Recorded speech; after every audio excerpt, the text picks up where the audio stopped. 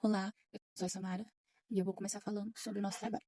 O nosso tema é sobre o clima e vai ser abordado sobre os rios voadores, El Niño, La Niña e Ascenso, entendendo como os elementos climáticos afetam esses fenômenos. Os componentes do nosso grupo são a Daniele, a Keila e a Nathalie. E eu, Samara Felipe. O nosso próximo slide fala sobre, apresenta o nosso índice, né? Aqui é onde vai ter os nossos tópicos do que vai ser abordado hoje. O que é o clima, quais os principais elementos, rios voadores, o papel da floresta amazônica, El Niño, La Niña e Ascenso, relações e interferências entre El Niño e rios voadores. O que é o clima? O clima é um conjunto de condições atmosféricas médias que ocorrem em uma determinada região ao longo de um longo período de tempo. Quando falamos de clima, estamos nos referindo a fatores como a temperatura, a umidade, chuvas, ventos e pressão atmosférica. Esses elementos são observados e registrados por muitos anos para definir o padrão climático de um lugar. Além disso, o clima não é apenas uma descrição do tempo. Ele funciona como uma variável de controle muito importante.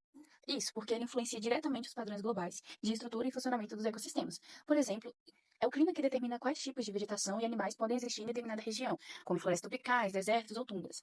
Portanto, entender o clima é essencial para compreendermos como os ecossistemas são organizados e como eles funcionam. Principais elementos climáticos. Os elementos climáticos são os fatores que compõem o clima e influenciam diretamente no ambiente e os seres vivos.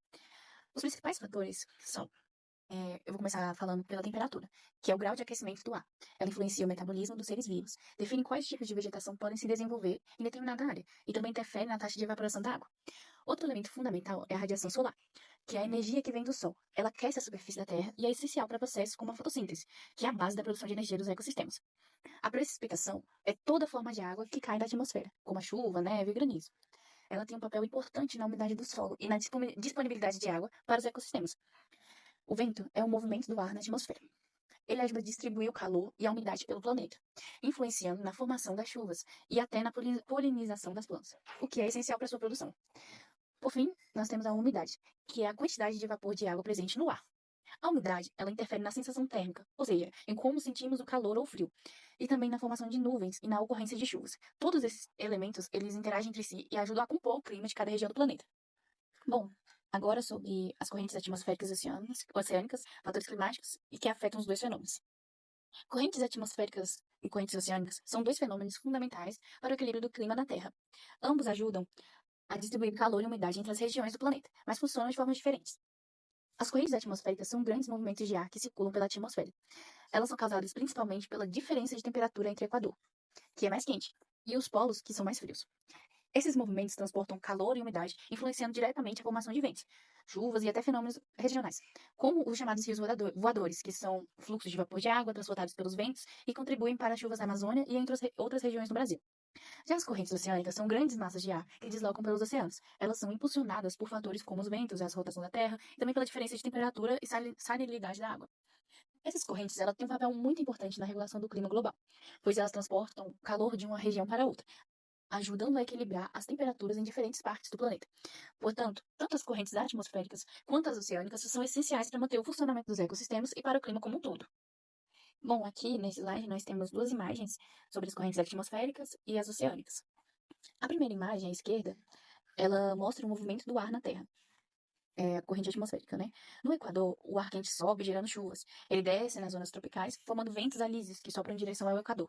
Já nos polos, o ar frio desce e esses ventos eles são influenciados pela rotação da Terra e ajudam a distribuir o calor e o clima no planeta. Já na segunda imagem, à direita, são as correntes oceânicas. A imagem mostra as correntes marinhas. As vermelhas são as quentes e as azuis são as frias. Elas funcionam como rios no oceano, transportando o calor e influenciando o clima, né? As quentes vão dos trópicos aos polos e as frias fazem o caminho inverso. São movidas por ventos, rotação da Terra e diferenças da água. Olá, eu sou a Keila Beatriz e vou falar sobre os rios voadores, o que são, o papel na floresta amazônica, sua origem e funcionamento, importância e fatores climáticos que atuam nos rios. Os rios voadores são fluxos de ar na atmosfera que transportam grandes quantidades de vapor d'água. Eles funcionam como rios invisíveis nos céus, carregando umidade por longas distâncias e contribuindo para a formação de chuvas em várias regiões da América do Sul. Essas correntes úmidas se deslocam a altitude de até 2.000 metros e podem carregar volumes de água equivalentes ou até superiores aos do rio Amazonas. Esses corredores atmosféricos percorrem trajetos superiores a 3.000 quilômetros, levando a umidade gerada na floresta amazônica até o centro-oeste, sudeste e sul do Brasil, além de atingir o Paraguai, Uruguai e o norte da Argentina. Os rios voadores exercem um papel vital para o equilíbrio climático da Amazônia e de boa parte da América do Sul. Eles são correntes atmosféricas ricas em vapor d'água, formadas principalmente pela evapotranspiração da vegetação amazônica, um processo no qual as árvores liberam grandes quantidades de umidade para a atmosfera. Essa umidade é então transportada por longas distâncias, atravessando o continente. Esse vapor é indispensável porque mantém a umidade do solo, alimenta os rios e reservatórios naturais, irriga plantações e ainda abastece comunidades humanas e animais. Parte dessa umidade retorna à própria floresta na forma de chuva, ajudando a preservar um ambiente úmido típico da região e sustentando sua rica biodiversidade. Outra parte segue em direção à Cordilheira dos Andes, onde precipita, dando origem às nascentes de importantes rios, como o próprio Rio Amazonas. A presença contínua desses fluxos úmidos é essencial para a sobrevivência das inúmeras espécies que habitam a floresta, mas seu impacto vai muito além da Amazônia. Esses rios atmosféricos levam umidade para regiões distantes, como Centro-Oeste, Sudeste, Sul, além de países como Paraguai, Uruguai e Argentina. Se esse transporte for interrompido, essas áreas podem enfrentar secas prolongadas, afetando diretamente a produção agrícola, o abastecimento de água e até a geração de energia. Tudo isso demonstra como os rios voadores dependem diretamente da floresta preservada. O desmatamento e a degradação ambiental reduzem a liberação de vapor d'água, que enfraquece o sistema e coloca em risco o equilíbrio hídrico em grandes áreas do continente. Manter a floresta em pé é, portanto, fundamental para garantir a continuidade desse ciclo vital.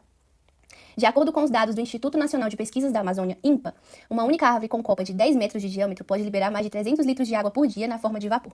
Já uma árvore com copa de 20 metros é capaz de evapotranspirar mais de 1.000 litros diariamente.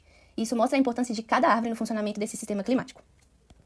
Para compreender como se formam os rios voadores, é importante primeiro entender o papel dos ventos alísios. Então, o que são os ventos alísios?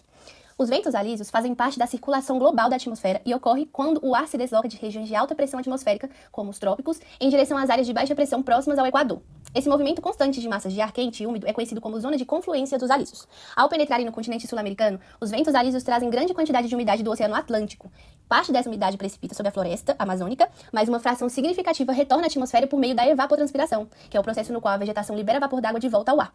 Esse retorno é essencial para o ciclo hidrológico, pois reforça continuamente a umidade das massas de ar que seguem avançando rumo ao interior do continente. À medida que essas correntes úmidas avançam em direção ao oeste, elas acabam encontrando a Cordilheira dos Andes, uma barreira natural que provoca o fenômeno das chuvas orográficas, que são aquelas chuvas que se formam quando o ar úmido é forçado a subir, resfriando-se e condensando. Esse processo é responsável por alimentar as nascentes de diversos rios amazônicos. Com esse bloqueio imposto pela cordilheira, parte dessa massa de ar úmido muda de direção e passa a se deslocar para o sudeste do continente. Assim, os rios voadores alcançam regiões como a Bacia do Prata, contribuindo de forma significativa para as chuvas nessas áreas. A formação dos rios voadores, portanto, é resultado de uma combinação complexa de fatores, que são os ventos alísios, a intensa evapotranspiração da floresta, o papel da Cordilheira dos Andes como barreira física e a subsequente mudança de direção dos ventos. É essa interação que sustenta o transporte de umidade por milhares de quilômetros e mantém o regime de chuvas em boa parte da América do Sul. A importância. Os rios voadores são fundamentais para o equilíbrio ambiental e o bem-estar das populações brasileiras, especialmente nas regiões centro-oeste, sudeste e sul. Eles transportam vapor de água que se transforma em chuva, abastecendo reservatórios e aquíferos usados para o consumo humano e a produção de energia. A agricultura também depende desse fluxo de umidade, já que ele garante a irrigação de plantações e mantém o solo fértil. Além disso, o regime de chuvas favorecido pelos rios voadores é essencial para a geração de energia hidrelétrica e para a preservação de ecossistemas ricos em biodiversidade. Se esse sistema for comprometido, há um risco de prejuízo à produção de alimentos, abastecimento de água e até fornecimento de energia para o país. Os fatores do clima que influenciam os rios voadores são fortemente influenciados por diversos elementos climáticos, que controlam o seu surgimento, a sua direção e a sua intensidade. E um dos principais fatores seria a temperatura, pois o calor da região amazônica estimula a evapotranspiração, fazendo com que as árvores liberem grandes quantidades de vapor de água, a radiação solar, que fornece energia para o início de todo o ciclo, a precipitação, que regula o regime de chuvas nas regiões distantes, o vento para o transporte do ar úmido, a umidade para a formação dos rios e, por fim, o relevo, especialmente a Cordilheira dos Andes, que atua como uma barreira natural. Olá, meu nome é Nathalie e eu vou falar sobre o El Niño, La Niña e Enso. Para começar a falar sobre o El Niño, é importante entender que ele é um fenômeno natural que afeta o clima globalmente. O El Niño acontece quando há um aquecimento anormal das águas superficiais do Oceano Pacífico, especialmente na região central e leste da linha do Equador. Esse aquecimento não é comum e ele pode durar vários meses. Esse aumento da temperatura na superfície do mar, ele interfere diretamente nos padrões da circulação atmosférica, ou seja, distribuição de calor, de umidade, bagunça o funcionamento normal do clima em várias partes do planeta, e por isso o El Niño está ligado a eventos climáticos extremos, como secas em algumas regiões e chuvas intensas em outras. O nome El Niño significa um menino em espanhol. Ele foi dado por pescadores da costa do Peru, porque o fenômeno costumava aparecer próximo ao Natal, então eles associaram a figura do menino Jesus. Falando um pouco sobre origem e funcionamento do El Niño, em situações normais, ou seja, quando o El Niño não está acontecendo, os ventos alísios, que são ventos constantes, eles vão soprar do leste para o oeste. O que isso significa? Que eles vão empurrar as águas quentes da superfície do Oceano Pacífico em direção à região da Austrália e Indonésia, região da Ásia. Com isso, a costa da América do Sul, especialmente no Peru e no Equador, fica acumulada com água mais fria, que vem das camadas mais profundas do oceano. Durante o fenômeno do El Niño, esses ventos alísios eles ficam mais fracos ou podem até mudar de direção. E como esses ventos são responsáveis por empurrar as águas quentes, quando eles enfraquecem, essa água quente deixa de ir para o oeste e começa a se acumular na parte central e leste do Pacífico, especialmente perto da América do Sul. Esse acúmulo de águas superficiais mais quentes, ele altera totalmente a dinâmica climática da região. A temperatura do mar, ela influencia diretamente a atmosfera acima dele. Então, com essa água quente parada ali perto da costa da América do Sul, temos um aumento da evaporação e, consequentemente, mais formação de nuvens e chuvas intensas nessas áreas. Essa mudança nos ventos e na temperatura da superfície do mar também provoca uma modificação importante na circulação atmosférica, que no controle, como eu já falei, da distribuição de calor, umidade, enfim, controla bastante o clima do planeta. E a circulação atmosférica é chamada de células de Walker. Normalmente essa célula ela funciona com os ventos subindo no lado quente e descendo no lado frio do oceano.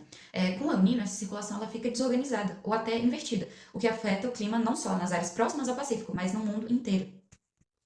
O que traz consequências no clima de várias partes do mundo. Pode causar secas severas, como na Austrália e na Indonésia, e chuvas acima do normal, como já aconteceu no sul do Brasil e Peru. Esse mapa mostra os impactos do El Niño sobre a América do Norte, que é uma das regiões onde esses efeitos são bem estudados e visíveis. Dá para ver que o aquecimento anormal do Pacífico muda completamente a circulação dos ventos, inclusive as chamadas correntes de jato, que são esses fluxos fortes de ar em grandes altitudes. Na imagem nós temos a corrente de jato subtropical e a corrente de jato polar, por exemplo. E como isso ocorre? Quando os ventos alísios se invertem e enfraquecem, eles deixam o oceano mais quente perto do Pacífico e da América do Sul, certo? O oceano quente ele evapora mais, o vapor sobe, o que carrega calor e umidade. Isso vai gerar nuvens densas e chuvas fortes, principalmente no centro e leste do Pacífico. Quando o vapor sobe e vira chuva, ele libera calor nas camadas médias e altas da atmosfera. Esse calor ele vai se espalhar não só para cima, mas também horizontalmente, interferindo nos ventos globais. A atmosfera global é como um sistema de equilíbrio. Quando esse calor extra entra no sistema, ele mexe com as correntes de ar de alta altitude, que são as correntes de jato, por exemplo, que passam pelos Estados Unidos. E como é que ele afeta? A corrente de jato subtropical, ela se fortalece, traz mais umidade e chuvas para o sul dos Estados Unidos. E as correntes de jato polar, elas enfraquecem. Elas deixam o norte dos Estados Unidos mais seco e quente que o normal. Bom, como já foi abordado o El Niño, agora nós vamos falar sobre La Nina e Enso. La Nina é considerada a fase fria desse mesmo fenômeno. É como se fosse o oposto do El Niño. Durante La Nina, os ventos alísios, que sopram de leste para oeste, eles se tornam mais fortes do que o normal. Isso faz com que eles empurrem ainda mais as águas quentes para o oeste do Pacífico, acumulando calor perto da Austrália e da Indonésia, nessa região da Ásia. Com esse empurrão extra, ocorre o que chamamos de ressurgência. Ou seja, águas frias das camadas profundas do oceano sobem até a superfície na costa do Peru e do Equador, e isso mantém essa parte do Pacífico mais fria do que o normal. Como resultado, nós temos águas superficiais mais frias no Pacífico tropical, o que também muda o comportamento da atmosfera sobre essa região. Como já foi dito, La Nina é considerado o oposto do El Niño. Então, o que a gente pode prever? Que em regiões onde teve mais seca no El Niño, vai ter mais chuva no La Nina. E onde teve mais chuvas intensas no El Niño, nós vamos ter estiagem em La Nina. Já o ENSO, a sigla em português significa Oscilação Sul-El Niño.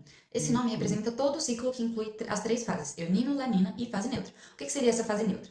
Os ventos alísios eles continuam soprando normalmente, nem mais fracos nem mais fortes. Isso permite a subida de águas profundas e frias, que são ricas em nutrientes, na costa da América do Sul, principalmente no Peru e no Equador.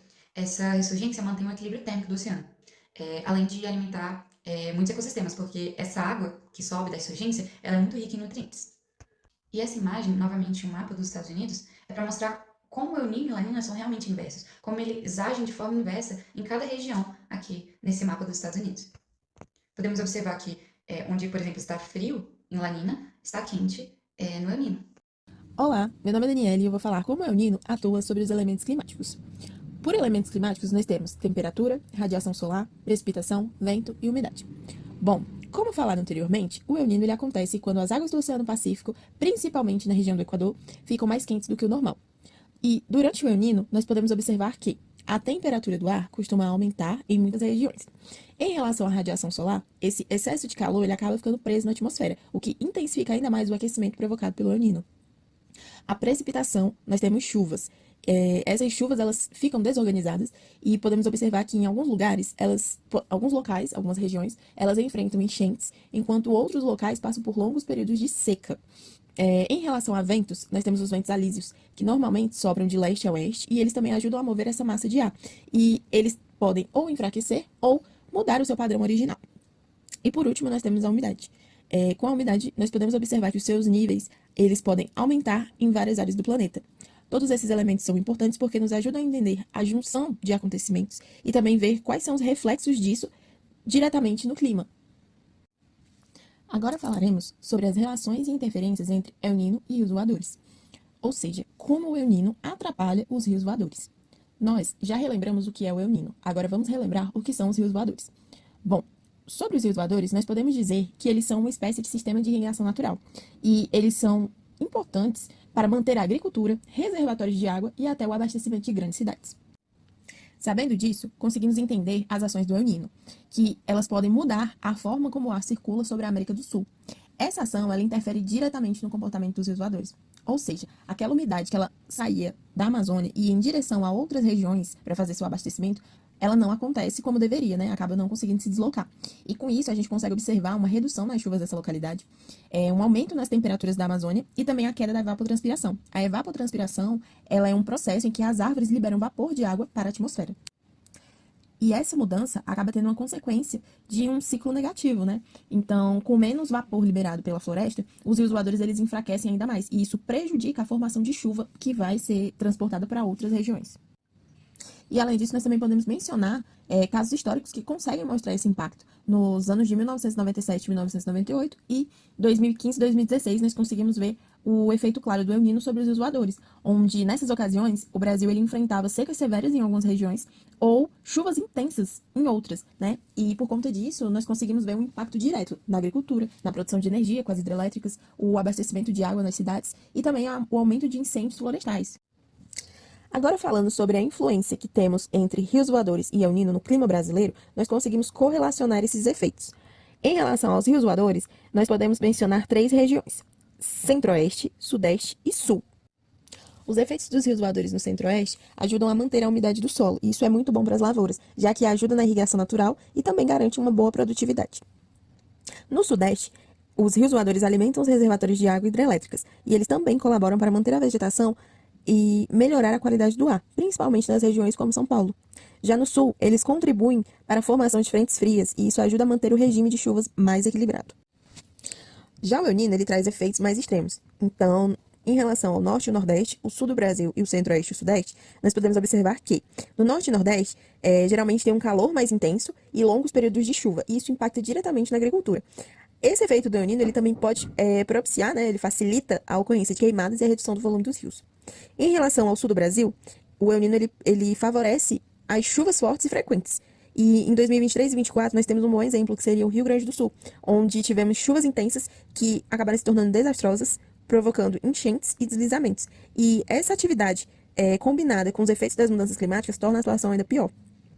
E, por fim, em relação ao centro-oeste e o sudeste, os efeitos do El Niño eles fazem uma variação. Então, geralmente, seriam chuvas irregulares e períodos secos. E isso também impacta diretamente o setor agrícola, mas também impacta no abastecimento de água daquela região. A seguir, você consegue conferir todas as nossas referências bibliográficas, que foi a base para construirmos esse material. Se você chegou até aqui, agradecemos a sua atenção. Muito obrigada!